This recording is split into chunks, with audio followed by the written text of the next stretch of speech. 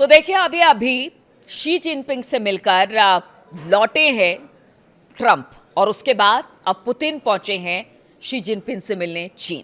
जी हां, नमस्कार, मैं हूं नीलू। तो पुतिन का भव्य स्वागत चीनी राष्ट्रपति शी जिनपिंग ने किया और इस दौरान उन्होंने ट्रंप पर भी निशाना साधा है। ये निशाना क्या है? ईरान युद्ध पर एक बड़ा बयान शी जिनपिंग ने दिया है। चीन के राष्ट्रपति शी जिनपिंग ने बुधवार को बीजिंग में व्लादिमीर पुतिन के साथ एक बैठक के दौरान रूस के साथ संबंधों की सराहना करते हुए उन्हें अराजकता के बीच शांति की एक शक्ति बताया है। और ये बयान काफी महत्वपूर्ण है। आप समझ सकते हैं, अगर शी जिनपिंग ये कह रहे हैं व्लादिमीर पुतिन के लिए कि अराजकता के बीच शांति की एक शक्ति, तो ये बहुत बड़ी बात हो सकती है। वो शक्ति कौन है, वो अराजक तत्व कौन है, ये आप खुद समझ लीजिए। ये बयान काफी महत्वपूर्ण इसलिए है क्योंकि यूक्रेन के खिलाफ रूस की लड़ाई अभी भी चल रही है और ये बैठक शी जिनपिंग की तरफ से अमेरिकी राष्ट्रपति डोनाल्ड ट्रंप की मेजबानी में आयोजित एक ऐतिहासिक यूएस चीन शिखर सम्मेलन के कुछ ही दिनों के बाद हो रहा है।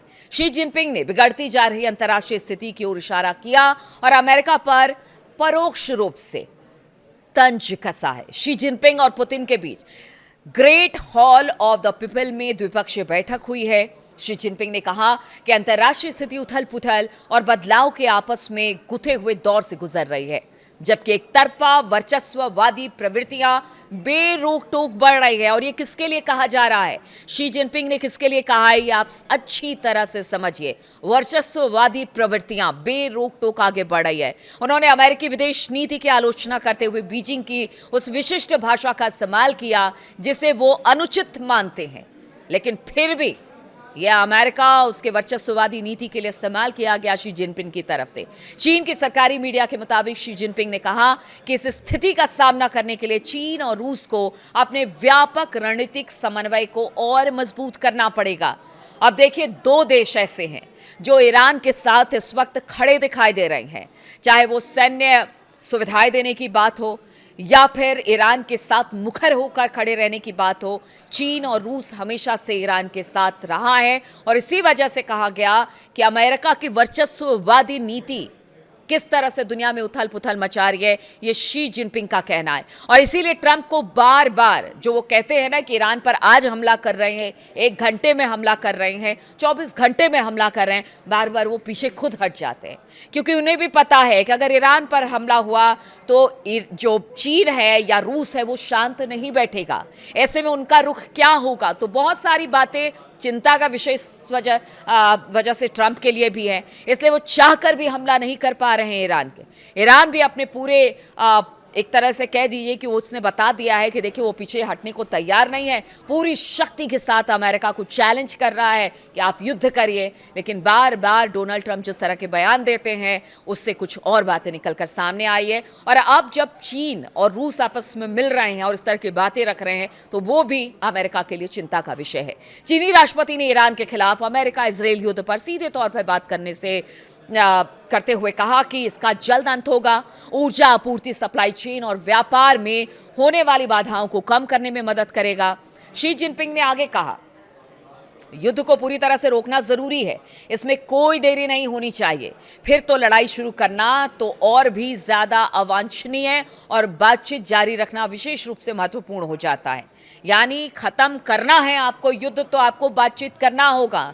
हमले से कोई समस्या का हल नहीं निकलेगा, ये दोनों देश बता चुके हैं। और आज जिस तरह से मुलाकात हुई है, द्विपक्षीय बात हुई है, उसके बाद तो स्पष्ट तौर से चीन और रूस की नीति समझ में आ गई होगी ट्रंप को। आपको बता दें कि रूसी राष्ट्रपति व्लादिमीर पुतिन पिछले 25 वर्षों से देश के राष्ट्रपति हैं, यानी कि रूस के राष्ट्रपति हैं। और अपने इतने लंबे समय कार्यकाल में वो 25वीं बार चीन की यात्रा पर भी हैं। पिछले कुछ सालों में शी जिनपिंग और पुतिन ने व्यापार, कूटनीतिक और सुरक्षा के मामलों में अपने देशों के बीच तालमेल को काफी मजबूत किया है। इन दोनों देशों को अमेरिका के साथ साझा तनाव और एक ऐसी विश्व व्यवस्था को बदलने के लक्ष्य ने एक साथ ला दिया जिसे वो पश्चिम के अनुचित प्रभाव वाला मानते हैं। यानी दोनों देश मानते हैं कि अमेरिका जो करता है और जो कर रहा है वो कहीं से ठीक नहीं है। और यही वजह है कि दोनों देश, दो बड़े देश जो सबसे बड़े चैलेंजर हैं अमेरिका के लिए, वो दोनों अब साथ आने का वक्त हो गया है।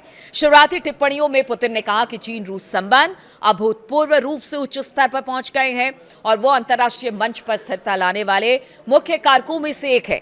पुतिन ने अपने और चीनी नेता के बीच के गहरे निजी संबंधों का भी जिक्र किया और पुतिन का देखा है हमने कि किस तरह से वो अगर भारत के प्रधानमंत्री नरेंद्र मोदी से भी मिलते हैं तो एक गर्मजोशी के साथ उनका स्वागत होता है। उसी तरह से शी जिनपिंग के साथ भी उनके संबंध है और उसका जिक्र भी उन्होंने किया। ये दोनों 40 से ज्यादा बार मिल चुके हैं। उन्होंने एक चीनी मुहावरे का इस्तेमाल किया जिसका मतलब एक दिन की जुदाई 3 पतझड़ जितनी लंबी लगती है। इस मुहावरे का इस्तेमाल जुदाई के दुख को जाहिर करने के लिए किया जाता है और इस तरह की बातें पुतिन ने की। पुतिन ने पहले शी जिनपिंग ने बीजिंग में राष्ट्रपति डोनाल्ड ट्रंप से मुलाकात की। शी जिनपिंग के लिए यह कूटनीतिक शक्ति प्रदर्शन है जिसका फायदा उन्हें घरेलू स्तर पर अपनी ताकत साबित करने में मिलेगा।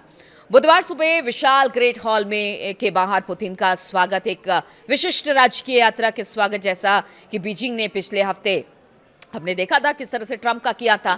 शी जिनपिंग और उनके शीर्ष अधिकारियों की एक कतार ने रूसी राष्ट्रपति से हाथ मिलाया और इसके बाद ये नेता जो कि काफी सहज नजर आ रहे थे वो बंदूकों की सलामी के दौरान कंधे से कंधा मिलाकर खड़े हुए दिखाई दिए, जबकि बैकग्राउंड में एक सैन्य बैंड बज रहा था और रूस चीन के झंडे लहरा रहे थे।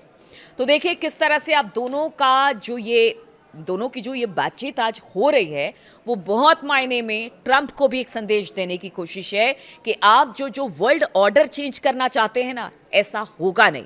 अमेरिका जो वर्चस्व जताना चाहता है ना दुनिया में, वैसा भी कुछ नहीं होगा। जब तक रूस और चीन साथ हैं तब तक अमेरिका शायद कोई बड़ा कदम ना उठाए। और जहां तक ईरान पर हमले की बात है तो एक तरह से इनडायरेक्ट वे में कह दिया गया है कि देखिए युद्ध इसका विकल्प नहीं है। आपने जो अस्थिरता पैदा की है उसके लिए आपको बातचीत का ही रास्ता अख्तियार करना पड़ेगा और इस डोलती दुनिया को स्थिर करने के लिए आपको बातचीत ईरान से करनी ही पड़ेगी। अब देखना होगा आगे और किस तरह की बातें इस यात्रा को लेकर आती है, इस पर मेरी नजर रहेगी। बहुत बहुत शुक्रिया मेरे साथ इस वीडियो में शामिल होने के लिए।